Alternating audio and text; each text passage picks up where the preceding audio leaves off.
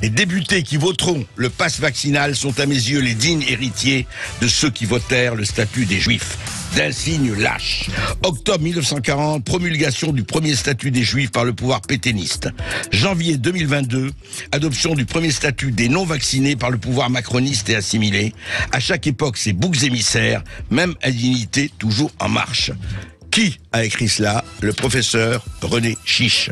Bonjour André Berkoff et tous mes vœux. Merci.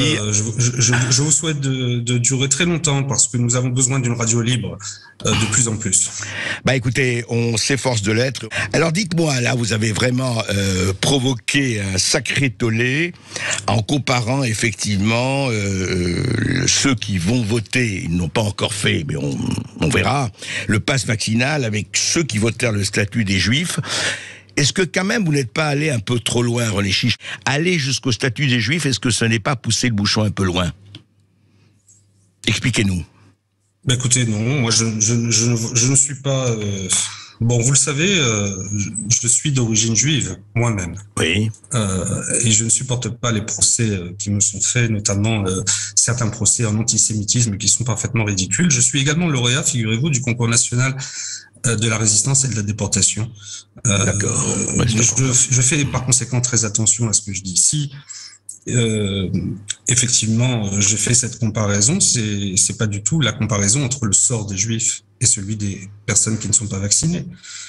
C'est la comparaison entre la dernière loi qui a discriminé à ce point au sein de la population, et puis celle que s'apprêtent à voter des députés qui, avec désinvolture, et qui n'ont absolument aucune connaissance digne de ce nom.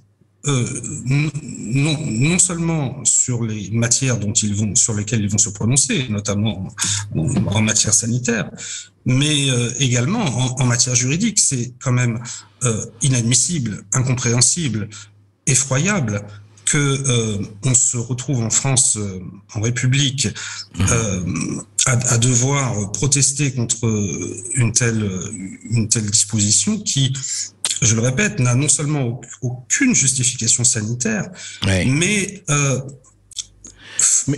complètement à plat, à bas, les principes de la République. Je suis désolé. Oui, liberté, égalité et fraternité. Voilà, vous avez cité quelques-uns de mes tweets. Il y en a un, pour moi, le plus important, c'est celui dans lequel je dis que jamais je n'accepterai de monter dans un train qui est interdit aux personnes qui ne sont pas vaccinées. Et enfin, vous n'iriez pas dans un restaurant qui interdit aux non-vaccinés de venir manger. Depuis le 12 juillet de l'année 2021, un président de la République s'est permis de désigner à la vindicte populaire une catégorie de la population en faisant peser sur elle la responsabilité d'une crise qu'il a lui-même extrêmement mal gérée. Il faut quand même se souvenir que il faut savoir d'où on vient. Je veux dire, il y a 2 ans, le gouvernement était dans le déni vis-à-vis de l'épidémie.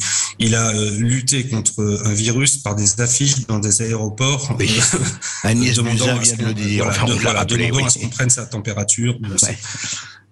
Pendant plusieurs mois, ça a été donc le déni. Puis ensuite, devant la catastrophe, à savoir la saturation des services hospitaliers, ça a été un changement de cap total et puis la fuite en avant. Et depuis, on va de plus en plus loin et on a l'impression que ces gens-là, plus rien ne peut les arrêter.